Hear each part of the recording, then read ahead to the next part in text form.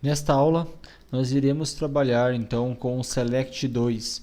Esse select2 recebe um comando SQL e ele retorna uma tabela dos dados encontrados por esse comando. Antes de continuar, no comecinho da nossa aula, eu pedi que você estivesse criando esse MySQL Data Reader, mas eu não vou estar utilizando ele nessa classe conexão. Então, se quiser estar apagando ele, pode estar apagando, que a gente não vai utilizar. Se quiser deixar, não tem problema também, que não vai dar problema aí, não vai ter problema nenhum. Então, como é de praxe, a gente vai criar a nossa estrutura de tratamento de erro, nossa estrutura try-catch de tratamento de erro. Nem vou explicar mais a estrutura, que nesse momento vocês já sabem, decore e salteado, como ela funciona.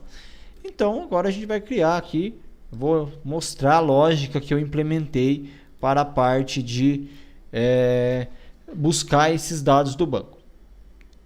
Aqui a gente fez o seguinte, a gente chama o método conectar de novo, o método responsável então por abrir a conexão com o banco lá.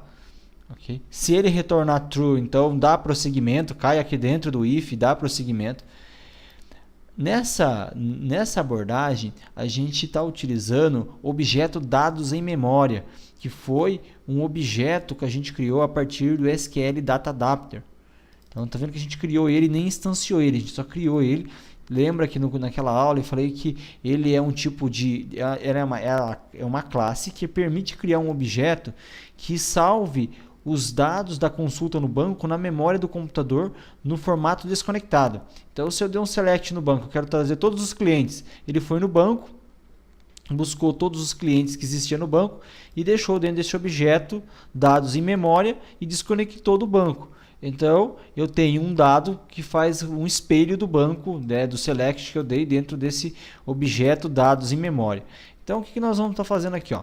Para objeto dados em memória, eu vou estar construindo, lá em cima a gente só declarou ele, eu vou estar agora instanciando ele a partir de um new MySQL Data Adapter. E o MySQL Data Adapter, observe que ele pede duas coisas. Qual é o comando que deve ser executado no banco? Então, qual é o comando que eu vou executar? Tipo, select from clientes, todos os clientes.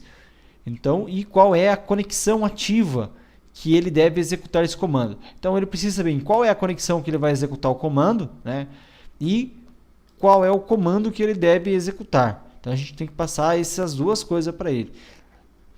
E aqui a gente cria depois o retorno.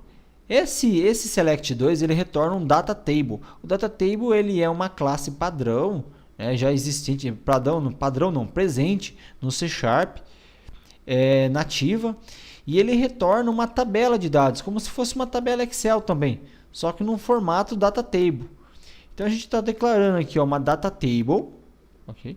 E estamos instanciando ela a partir de um new data table. Então, esse aqui eu estou dando o nome para ela de tabela de dados, que vai ser a minha tabela de dados que eu vou retornar depois quando alguém chamar o select. O que nós vamos fazer? Objeto dados em memória, .fill. Eu estou querendo preencher a data table que eu criei com os dados que estão em memória. Então, eu dei um select lá, busquei todos os meus produtos no banco de dados. Então, esses produtos do select, todas as linhas e colunas, tá dentro então dos dados em memória.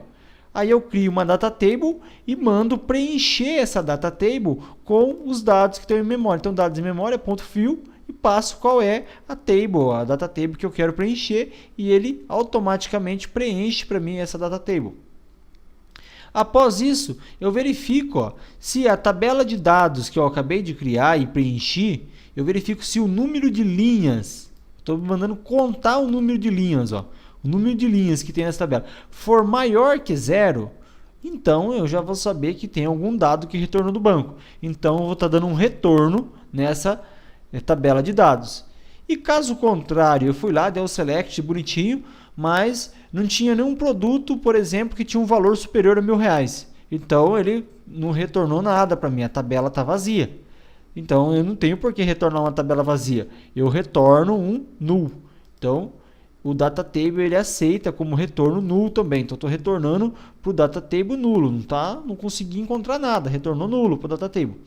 E aqui, como é de praxe, Se alguma coisa der errado aqui dentro, a gente vai estar então retornando uma mensagem de erro. Então essa mensagem de erro eu vou copiar aqui em cima, idêntico, mensagem de erro, só que observe que aqui a gente não pode estar retornando falso, porque o data table não é um booleano, então ele não aceita o retorno falso. Então a gente retorna null.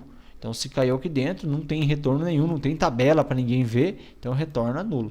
Então esse aqui, ó, é o nosso select 2 que retorna uma data table. Na próxima aula a gente faz o nosso select 1, que vai ser um pouquinho mais complexo, que vai retornar aqui matriz de string. Ele é mais complexo porque a gente vai ter que trabalhar com matriz aqui, fazer um for para poder preencher todas as linhas e colunas.